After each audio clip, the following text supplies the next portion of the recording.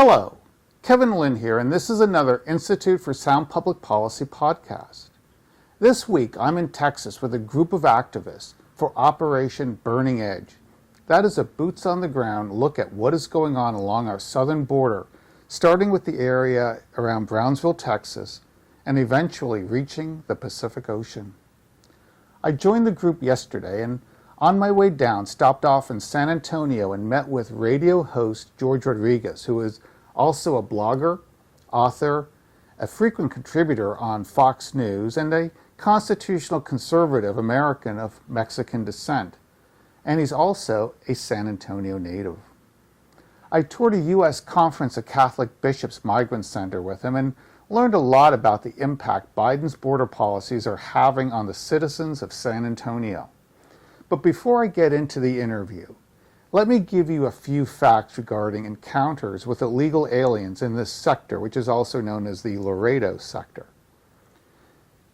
There have been 37,036 aliens apprehended this fiscal year in the Laredo sector alone, of the 1,513,441 for the entire southwest border.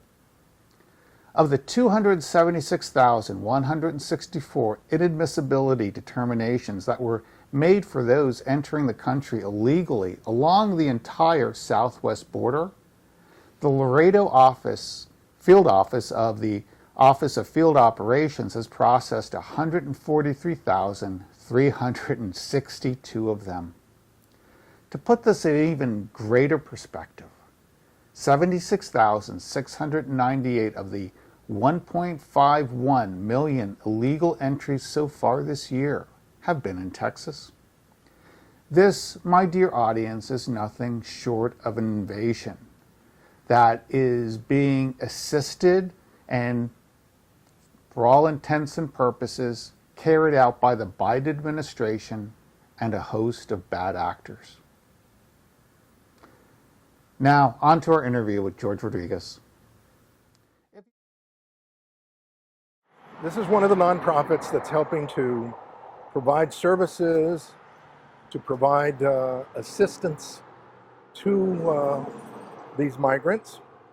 And I call it part of the poverty industry because they make money.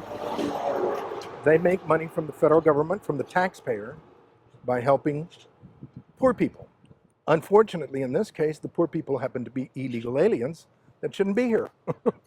And they should, it's outrageous that my tax money, that your tax money, should go to a nonprofit organization, an American nonprofit organization, that's helping to transport illegal aliens into the United States and then place them in your community. If that isn't the definition of human trafficking, illegal human trafficking, trafficking illegal aliens, I don't know what is. We see a lot of these vans that come in, private vans that bring people either from the border, or they have picked them up someplace and they bring them into to drop them off here. We also see this. The other thing is where they are picking people up and taking them places. Taking them either to work, or in some cases we have met people who that they're taking them to their destinations in Houston or Dallas, destinations that are not far. So there is an active transportation. Now look at the number of people that are arriving, and they are not. None of these people have a green band that I can tell, a green wristband. The green that have been contracted with or subcontracted with by the Catholic Charities. There are others that were doing it on their own and charging people money to bring them to the migrant center. So, again, it's a very helter-skelter situation.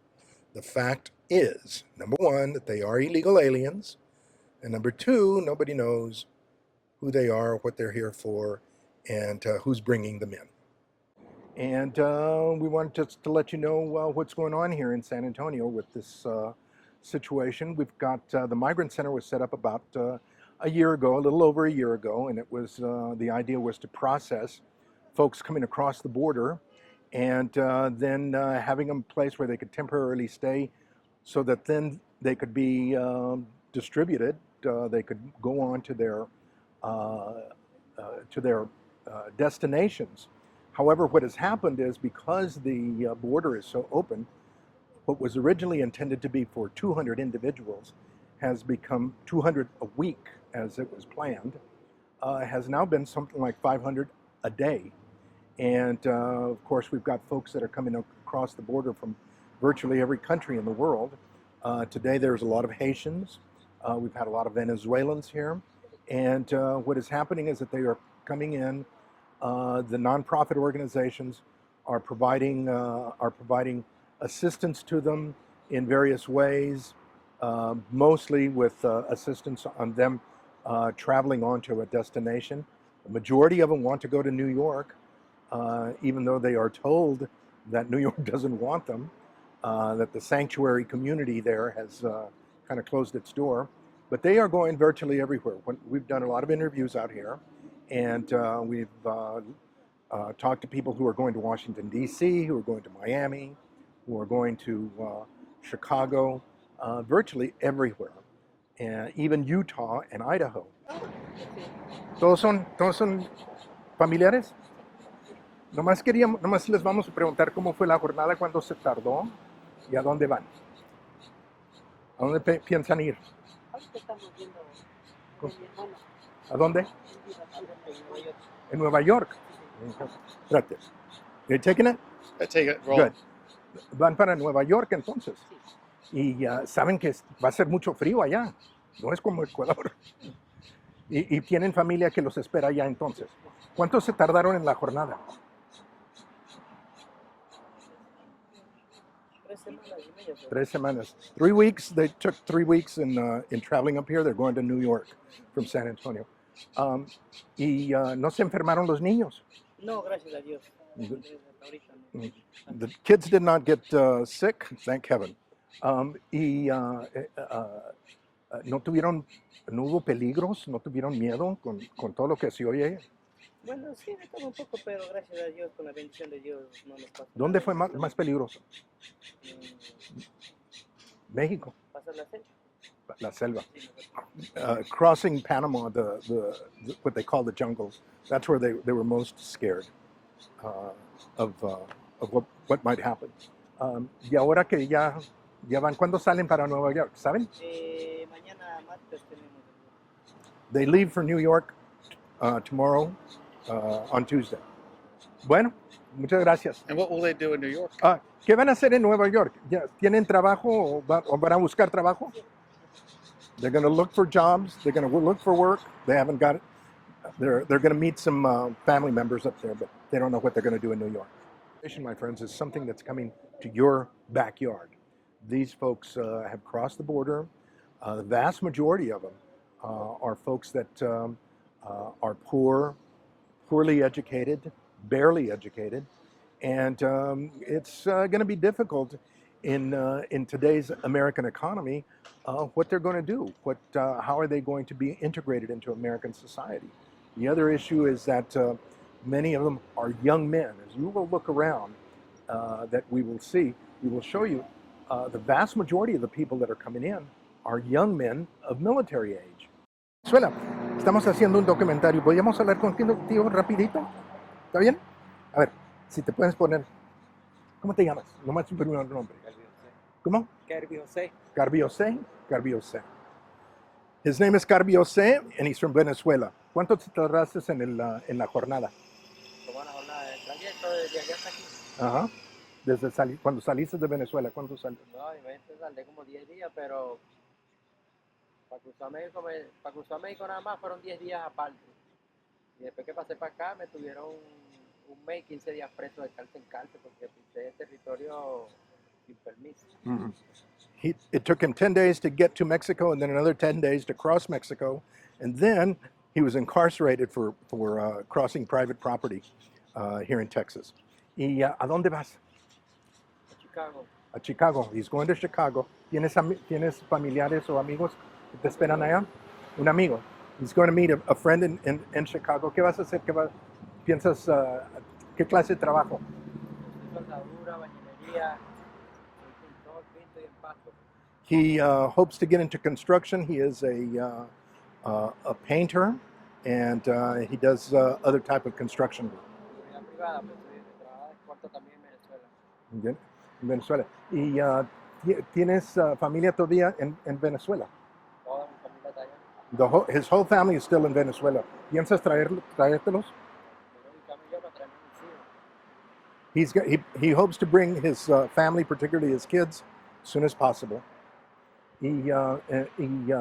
¿Cuándo vas a salir para Nueva York?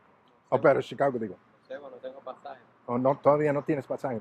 He doesn't know when he'll be leaving for Chicago because he doesn't have passage. He doesn't have a ticket or ¿tienes dinero para el viaje o es lo que estás buscando? Digo allá adentro y dice que no están ayudando a nadie. He says that they were saying that they were going to help him, but now they say that they're not going to be able to help him inside. Entonces, vas a tener que quedarte aquí una temporada, ¿piensas? ¿Piensas que sí? Son 3 días, como que viene bastante para trabajar. He's hoping to find some work here real quick, and then he can get his money and go to Chicago. Muchas gracias. Ready? Ready. Hi, once again, George Rodriguez here in San Antonio, across the street from the Migrant Center. One of the things that we wanted to point out here is that right across the Migrant Center there is a AutoZone, a private business. And this private business literally has the front part of it has been taken over by a lot of young men that are loitering out here. Now, in many cases, what is obvious is that a lot of these young men appear to be involved in transactions that are happening out here. Cars will pull up, people will sit in the cars for a good hour, talking to people, passing the bags, passing money. It's obvious that something is going on, some type of transaction. I can't tell you with definite certainty that it's drugs, but we can pretty much assume. The other thing is that what is happening behind this business, oftentimes we will go back there whenever I'm giving somebody a tour, and we have found people smoking dope or engaging in sex behind the building.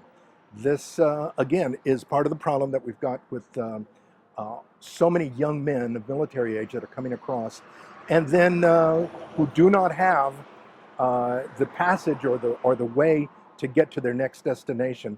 They end up staying in San Antonio for a while and getting involved in the drug trade or some kind of illicit activity.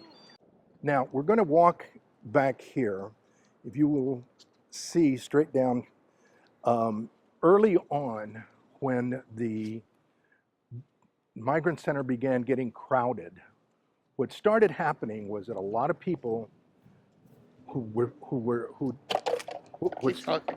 what started happening was that a lot of folks were upset with the air conditioning, or that they were not getting their passage, their destination, their trips paid for fast enough. So they were ending up in the street, and they were ending up homeless. And many of them. There was a tent city that was literally out here in the vacant lot that had developed. And the city, when we did a couple of exposés, a couple of reports and posted them on social media, almost immediately the city came out here and cleared it out, cleaned it up, and then told the Catholic Charities that they needed to keep people inside until they had a place to go. They also started sending them to the homeless shelters, and the homeless shelters, were filled up immediately. If you enjoyed this podcast with George Rodriguez and would like to see more content like this, be sure to smash that thumbs up button as well as hit that subscribe button, and I'll see you the next time on the Institute for Sound Public Policy podcast.